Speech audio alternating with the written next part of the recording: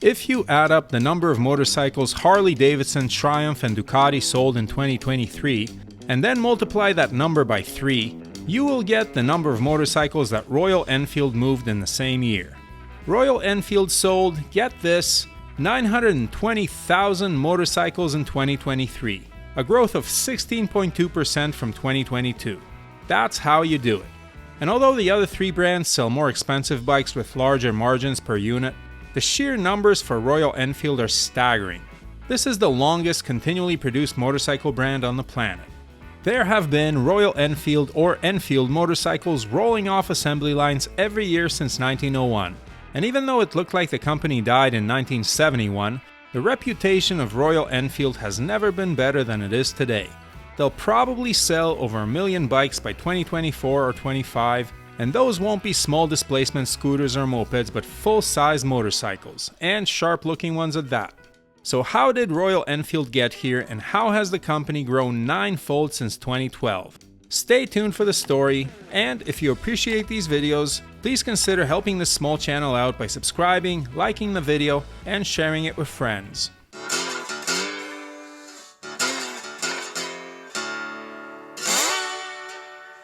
Royal Enfield started life as a British bicycle company which also made sporting and military rifles, some of which played a prominent role in World War I, and even building autocars for a time.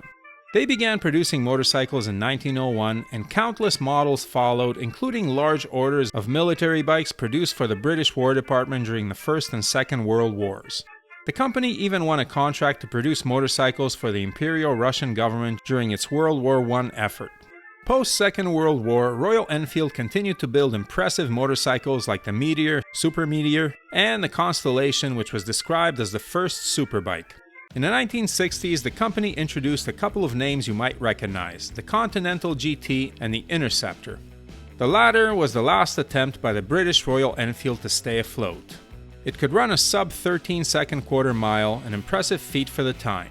However, manufacturing constraints prevented the company from delivering many of them to the States, the market they were primarily built for. This and the invasion of impressive Japanese motorcycles like the Honda CB750 put the last nail in Royal Enfield's coffin, and the company closed its doors in 1971. So that's it. That's the story of Royal Enfield. Hope you guys enjoyed. Oh wait, there's one more thing. You see, after India achieved its independence in 1947, the new Indian government was looking for a suitable Border Patrol motorcycle and decided on the Royal Enfield Bullet 350.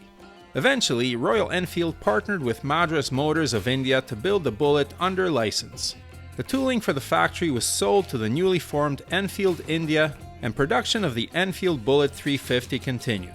And continued, and continued, eventually adding a 500cc version as well.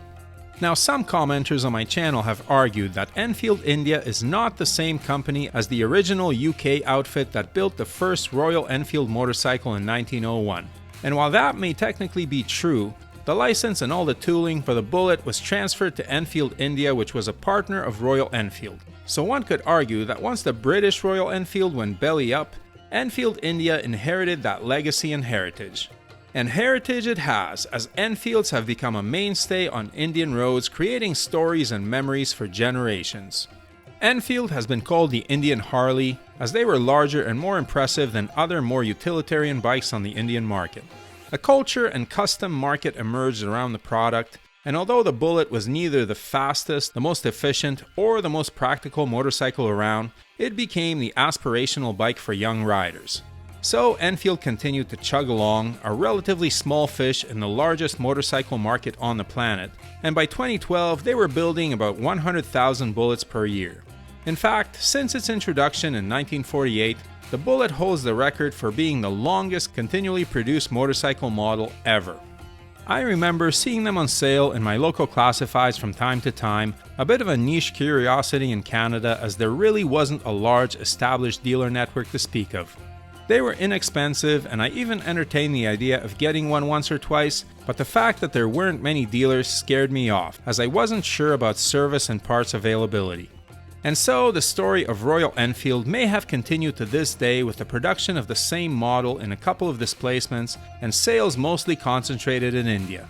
In the 90s, the company changed its name from Enfield India to Royal Enfield Motors, won a court case giving them the right to that name, and came into the new millennium with big plans for the future, international plans.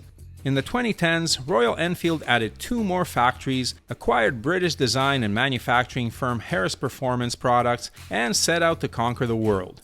2016 saw the introduction of the original Himalayan, and in 2019 the Interceptor 650 and Continental GT came out sporting Royal Enfield's 650cc parallel twin. This engine and these bikes were head and shoulders better than anything Royal Enfield had produced before, and were an immediate sales success, especially in Great Britain, where they became some of the best-selling motorcycles on the market.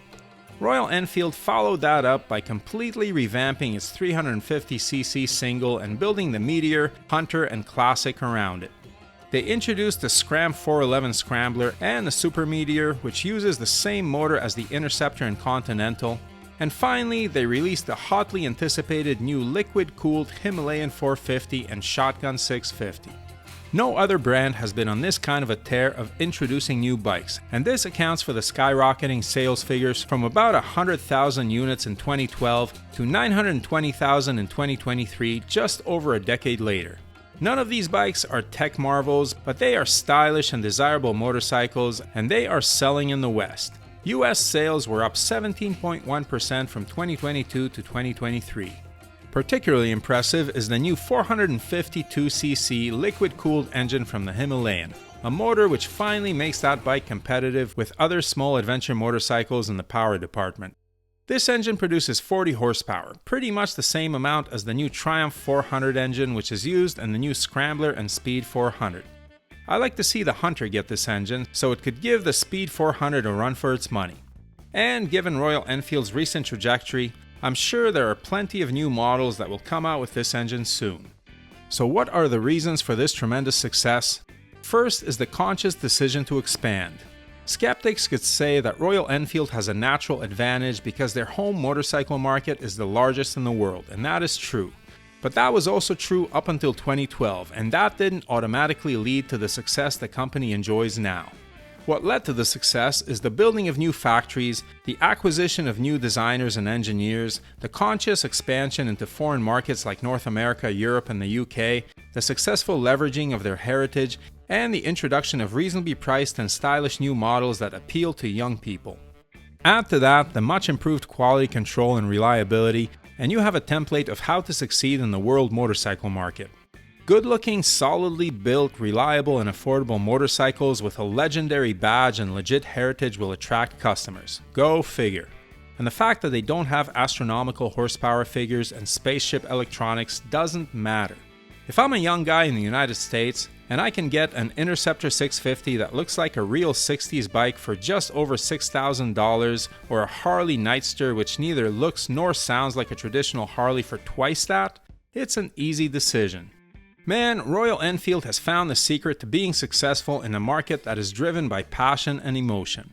When you look at the videos put out by the company, it is clear that it is run by true enthusiasts, riders who are passionate about riding and their bikes.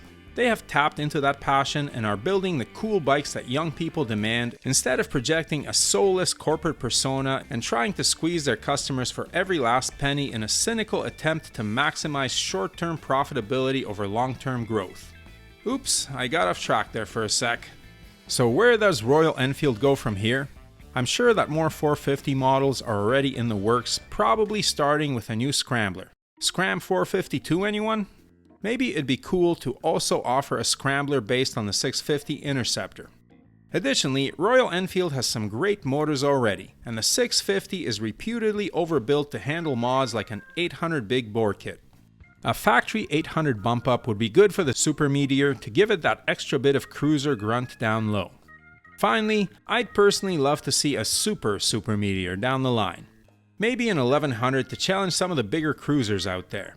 If those Meteors start getting bigger, yet still coming in at prices well below the Nightster or the Indian Scout, it will make the traditional cruiser brands sweat. That air-cooled motor sure looks and sounds legit, and I can see cruiser riders being attracted to Royal Enfield's looks and heritage.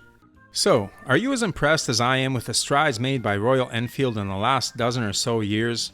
I can't think of any other company that has gone from a niche brand to a major presence in my market so quickly.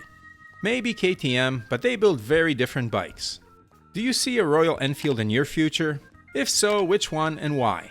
Please share your thoughts in the comments below. Ride safe, and may the spokes be with you.